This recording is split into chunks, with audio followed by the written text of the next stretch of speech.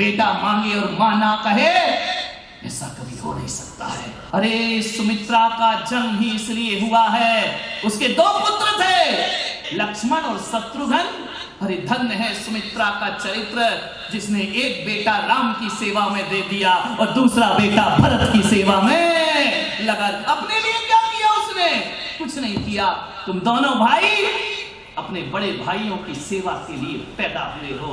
इस सभा में कोई ऐसी सुमित्रा बैठी है, एक भाई दूसरे भाई को कटघरे में लाने के लिए तैयार खड़ा होता है। अरे किस बात की रामायण पढ़ते हैं हम, किस बात का धर्म करते हैं हम?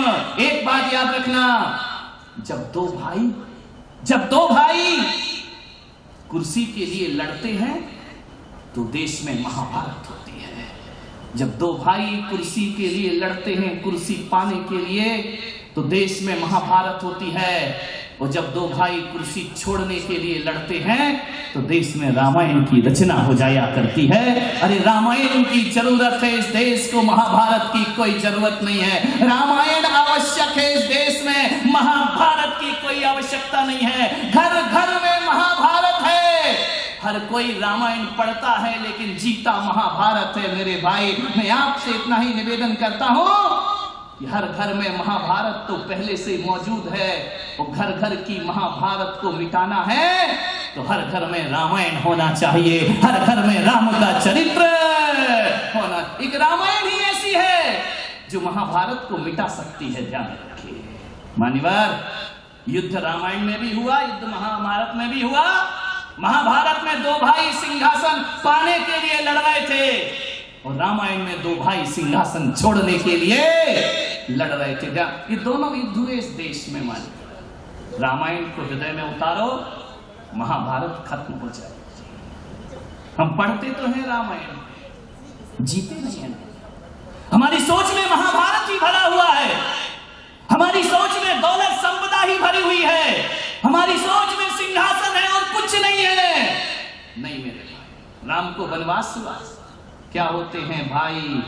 अरे सगे भाइयों में जो प्रेम नहीं होता, कभी कभी सौतेले भाइयों में वो प्रेम की धारा बह जाया करती है। आप ये बताइए, ये लड़ने वाले लोग सगे भाई झगड़े, रावण और विभीषण सगे भाई थे, कितनी लड़ाइयां हुई। एक बात ऐसी भी ध्यान रखो, इस देश में राम लक्ष्मण ये चारों, भरत शत्रुघ्न, ये सगे भाई नहीं, ये सौतेले भाई थे। लेकिन वो आदर्श स्थापित किया इन्होंने अपने जीवन में जो सगा भाई भी अपने भाई के लिए कोई। अब बताइए, सौतेले भाई थे चारों, सबकी माताएं अलग थी, पिता एक ही था, ध्यान रखिए। मान्यवर, सौतेले भाइयों ने क्या आदर्श स्थापित किया? ये अर्जुन, युधिष्ठिर, भीम, नकुल, सहदेव, ये नकुल, सहदेव और अर्जुन, भीम, ये सगे भाई नहीं थे, ये सौतेले भाई थे। मेरे भाई, सौतेले भाइयों ने वो इतिहास रचे हैं। जब राम को वनवास हुआ, लक्ष्मण जैसा भाई दौड़ा दौड़ा गया माता सुमित्रा के पास कि माता, एक वरदान मुझे भी चाहिए। अरे सुमित्रा ने कहा, पागल हो गया, अभी अभी एक वरदान मिला है, राम को वनवास मिला है, अब तू भी वरदान मांगेगा? बोले मां, ये रघुकुल है, ये रघुवंश है, एक वरदान ये लक्ष्मण भी अपनी मां से मांगता है। मां ने कहा, तू अभी वरदानों की बात मत कर, अभी पूरी अयोध्या में मातम छाया हुआ है। लक्ष्मण ने कहा, यही समय है, मुझे वरदान चाहिए। लक्ष्मण, तू मां से वरदान मांगता है? तू कैसी मां है, बेटा मांग रहा है और तू देती नहीं है। लक्ष्मण देख, अभी मांगने का वक्त नहीं है। लक्ष्मण ने कहा, मां, इससे अच्छा दूसरा कोई वक्त भी नहीं होगा। आज ये लक्ष्मण जिद करता है कि मुझे वरदान दे। सुमित्रा ने कहा, तू क्या मांगेगा? जा मांग वरदान। बोले, रघुकुल में मांगो और ना मिले, ऐसा कभी होता नहीं है। हाजी लक्ष्मण अपनी माता सुमित्रा से वरदान चाहता है। मान्यवर, ये रामायण के कुछ अनछुए पहलू हैं जिन्हें आज तक दुनिया ने समझने का प्रयास नहीं किया।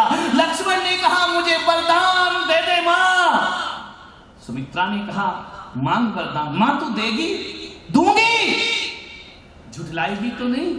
तो सुमित्रा ने कहा कि रघुकुल रीत सदा चले आई, प्राण जाए पर वचन न जाई। प्राण दे सकती हूँ लक्ष्मण, मांग वरदान। वो बेटा मांगे और मां ना कहे, ऐसा कभी हो नहीं सकता है। मांग वरदान मेरे बच्चे।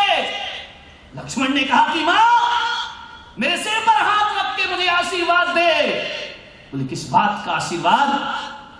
बोले मेरा भैया राम 14 वर्ष को वनवास जा रहा है, वो पिता की आज्ञा से जा रहा है।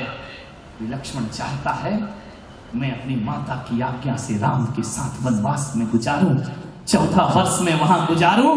मुझे वरदान दे दे कि मैं 14 वर्ष भैया राम के साथ जंगल में जीवन गुजारना चाहता हूं। सुमित्रा ने देखा कि ये मेरा बेटा कह रहा है कि मैं वनवास जाऊंगा, बेटा पिता से मांग ले ये वरदान। नहीं मां, ये वरदान पिता नहीं देंगे, मेरी मां देगी। मां मैं राम का छोटा भाई 14 वर्ष सेवा को वनवास में जाना चाहता हूं। सुमित्रा ने उठाया और लक्ष्मण को सीने से लगा लिया।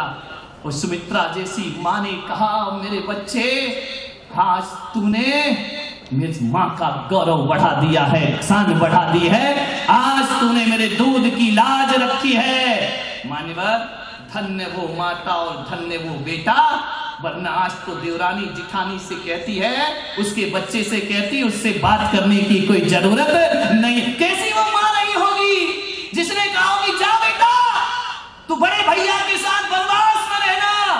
लेकिन एक बात याद रखना लक्ष्मण, कि जब तू वनवास में जाए तो मां भैया में पिता दशरथ के दर्शन करना और सीता में मां सुमित्रा के दर्शन करने का तो प्रयास करना। ये शिक्षाएं आज है हमारे घर में, हमारे परिवारों में। कहां गई वो रामायण की शिक्षाएं, कहां गई वो धर्म की शिक्षाएं? एक सौतेली मां कहती है भाभी सीता में भाभी के नहीं, मेरे दर्शन करने का सौभाग्य प्राप्त करना।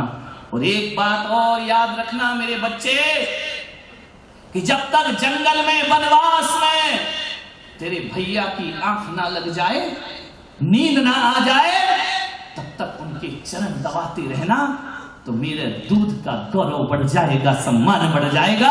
और ऐसे सेवा करना कि जब राम सोए तो तू जाग करके पहरा देना मेरे बेटे, तो मेरा तुझे जन्म देना सार्थक हो जाएगा। अरे सुमित्रा का जन्म ही इसलिए हुआ है, उसके 2 पुत्र थे। वैदिक रामायण से देखो 2 पुत्र उनके थे, लक्ष्मण और शत्रुघ्न। अरे धन्य है सुमित्रा का चरित्र, जिसने एक बेटा राम की सेवा में दे दिया और दूसरा बेटा भरत की सेवा में लगा। अपने लिए क्या किया उसने? कुछ नहीं किया। तुम दोनों भाई अपने बड़े भाइयों की सेवा के लिए पैदा हुए हो। इस सभा में कोई ऐसी सुमित्रा बैठी है जो इतना बड़ा दिल रखती हो? अरे उपास तपस्या करने से जिंदगी में कुछ नहीं होता। इतना बड़ा दिल रखो जिसमें सारा विश्व समाहित हो जाए, तो समझना हमारा मनुष्य बनना सार्थक। जा तू सेवा कर। ध्यान रख कैसे भाई रहे होंगे।